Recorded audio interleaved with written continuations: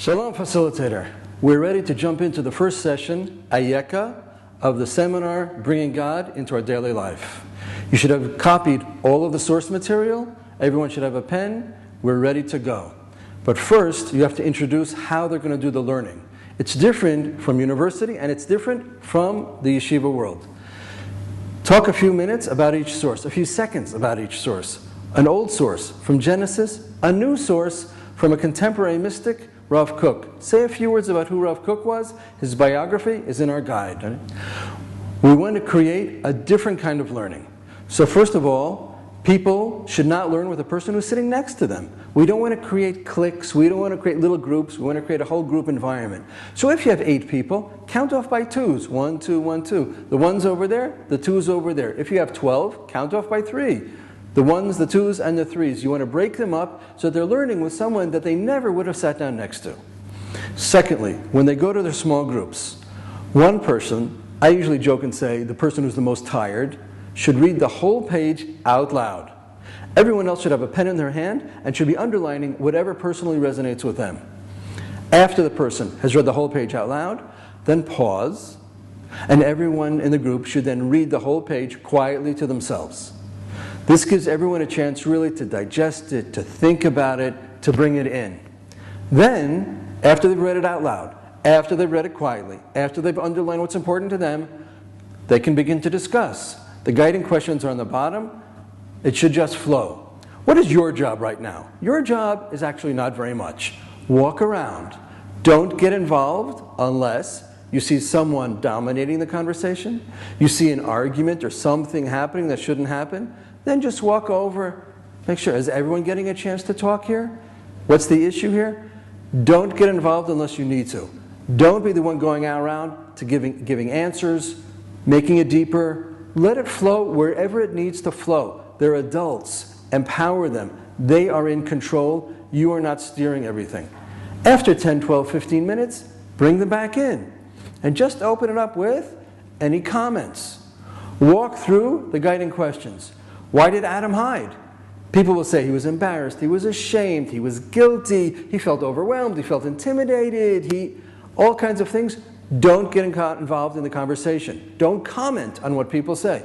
If someone says, I think he was embarrassed, then say, embarrassed, okay? Someone says intimidated, okay. Don't start any crosstalk with people saying, I don't think so, I see it differently. Validate what everyone says. Rav Kook. What does Rav Kook add to the conversation? Rav Kook says very simply, if someone is alienated from God, hiding from God, well, I am created in the image of God. So if I'm hiding from God, I'm also hiding from myself. This makes it psychological, it makes it personal, it makes it very real for people. We're not engaged in theology, we're engaged in knowing myself. I don't want to be a stranger to my own soul. The last question, okay, what kind of trees are out there that people hide behind today? What are the obstacles that get in the way of having a deeper relationship with God? And people will say things like, I'm so busy, technology, materialism, I don't know anything, evil, all kinds of questions will come up. This is not the time to get into a full-blown conversation about this. Just acknowledge, there are a lot of trees out there. Have a few trees of your own. Maybe mention your own tree. Fine. The whole conversation shouldn't take more than 15 minutes. This is not a class. Then invite everyone to take their pen, hand out the writing exercise. They should not see it before this moment. Hand out the writing exercise and introduce it like this. Everyone should write freely. No censoring, no thinking too much. Just put the pen on the paper and let it fly. You are not going to be pressured to share. This is not a share or die experience. No one will have to share anything with the group. It's for you. So be honest, be open, be real. It's for you to check up where you are vis-a-vis these questions. That's crucially important. That's the introduction for every writing exercise. No pressure to share. In fact, when I lead groups, I don't have anybody share what they wrote. Other facilitators often ask at the end, does anybody want to? I don't. I'm very protective of their safe space. This whole writing exercise should only take 6 or 7 minutes. If you notice that some people have put down their pens and finished, and other people are still writing, I would suggest saying like this. I would invite anyone who has finished writing to pick up your pen and maybe write another sentence or two. It's the second wave that sometimes enables us to go even deeper. Fine. We finished the writing exercise. The third part of the session, spiritual chavruta. How to introduce it. In a moment, I'm going to invite everyone to take a partner. Could be someone you know. It could be even better if you take someone that you don't know yet. You're going to go off for 15 minutes. I'm going to give you your 4 questions. They shouldn't see the 4 questions before this moment. And these are the 3 rules. First rule, confidentiality. Just like going to a doctor, what's said between the 2 of you stays between the 2 of you. Crucial. Second rule, deep listening. Microsoft coined an expression, continuous partial attention. I'm with you 80%, I'm with you 90%. The difference between 80% and 100% is not 20%. It's a whole different experience. Talk about the beauty of listening. Mention someone that you know who's a good listener. When somebody deeply listens to me, I begin to deeply listen to myself and new things come out. Make eye contact, deep listening. It's the greatest kindness you can do for someone else.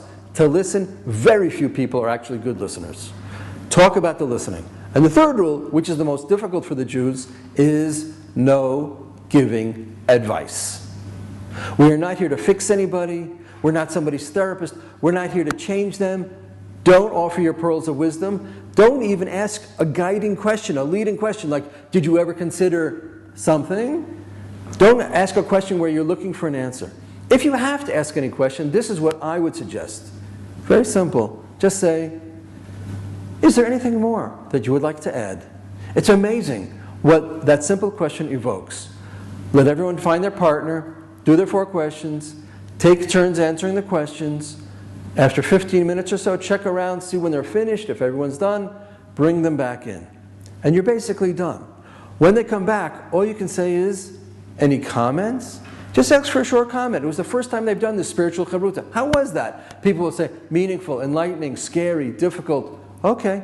Quality conversation? Everyone will say yes. And that's the most important thing about Ayeka. We are inviting people to have quality conversations over the most important things in their lives. After they finished with the comments, and that should only take a couple, 2 or 3 minutes, then say, okay, we're going to wrap up. One last time, I'm going to invite you to pick up your pen and write in the box on the same page where you see reflections on the session, just add 1 sentence or 2. What's your takeaway? What are you taking away from this session? What are you leaving this session with?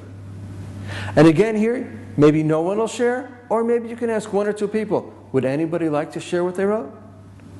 And after they've shared, you're basically done. You're finished to set up the Ayeka email rotation, which is the next video.